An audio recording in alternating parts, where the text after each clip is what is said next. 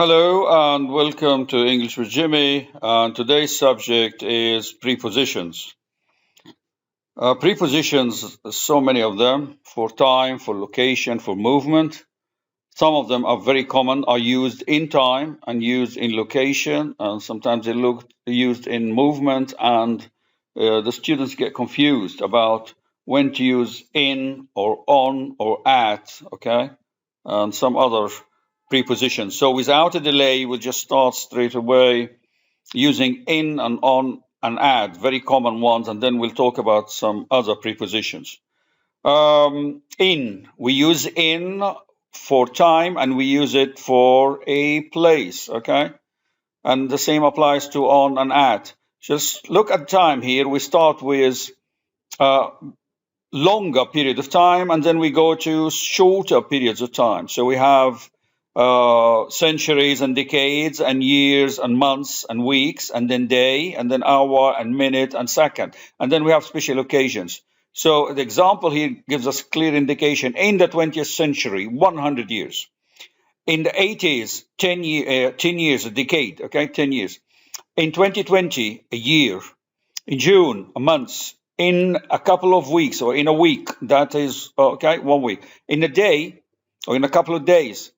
In an hour, in a minute, and in a second. All these we're using in, okay, guys? Right? Century, remember. And then we have in summertime, it's a season.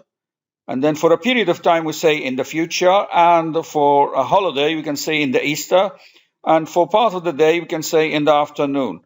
So all these are the use we're using in, okay, in time. Moving on to on, and then at after that, on, we say a weekday, on weekends. Okay, and then on Tuesday, just a day, and then on May the 1st, it's a date, certain occasion, and then on her birthday, specific day, okay. We have on Monday morning, which is a day or part of the day, and then we have Christmas on Christmas Day. It's another holiday, okay. We used in a holiday, yes, in a holiday, yes, in the Easter, and here we're using on in also in a holiday. So we can say on the Easter or on Easter.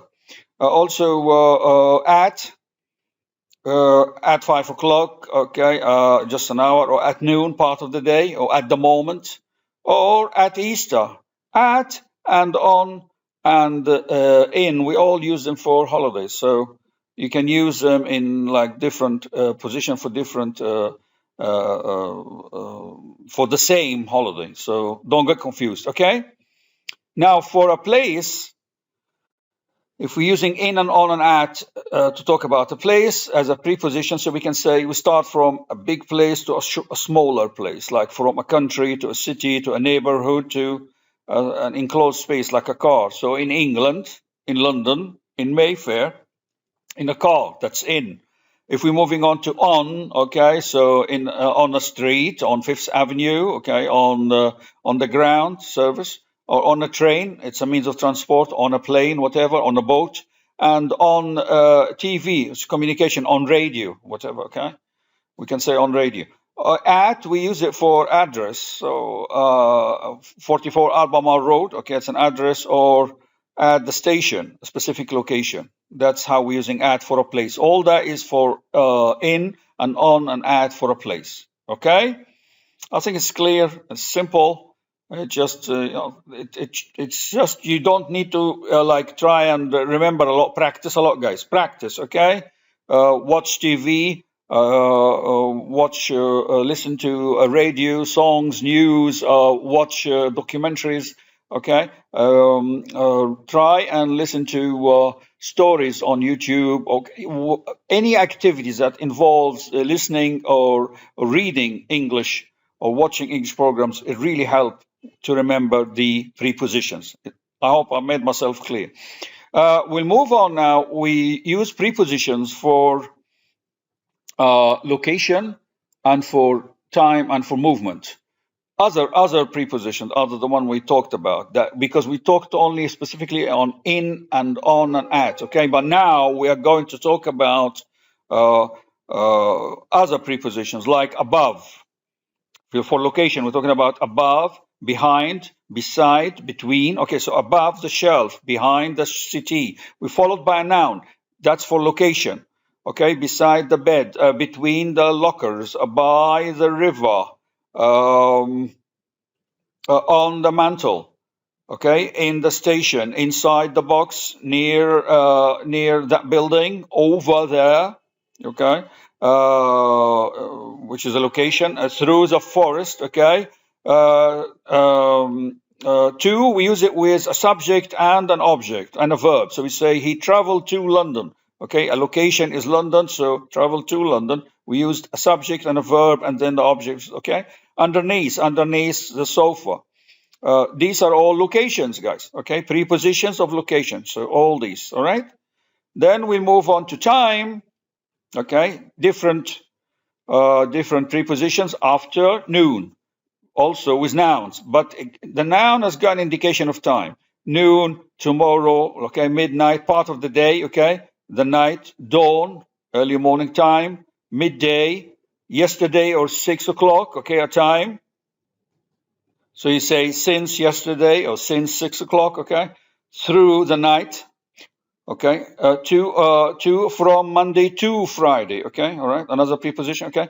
Until noon, okay? Upon, once upon a time, within an hour, okay?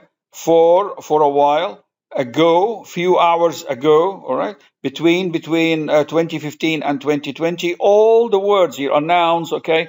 To do with time, and are used with prepositions of time. Okay, got that? Then we will move on to movement. So we talked about location and time. Now for movement, we're going to need a subject, a verb, and an object. That's to use the preposition, okay, like against or along or down and from and into, okay, and off, okay, and on and onto and out of. We can see all of them. They require a subject, a verb, and an object.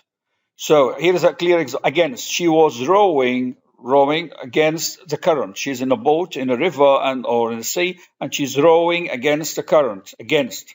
That is a movement, guys. Movement, okay? He walked along the road, okay? That's a movement. Down, he walked up and down the room, walked up and down the street, okay? She walked from her house to the club. She got into the taxi, okay? Not on the taxi because it's inside, okay? He got off the bus. He's on the bus and off the bus, okay? She got on the train. So when it's a small space, we say into, like into the car or into the taxi. But on a plane or a train, we don't say into the plane or into the train. No, we say on. It's acceptable, okay? On the train, on the plane, on the boat, okay? Onto, he got onto the plane. Yes, there you go, onto. She got out of the car. Yes, okay. Into and out of. You can actually use out of. Yes, this should be changed. We should change the color here. Yes, make it yellow. Yes, you need to do that. Yes, well done. That's it. Out of, okay? Towards, he walked towards the house. Towards the house. He, subject, verb, walked towards, a preposition, the house, okay? Preposition of movement, right?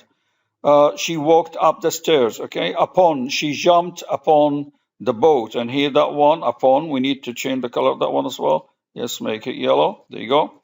Right? To, he walked to the door, right? A movement.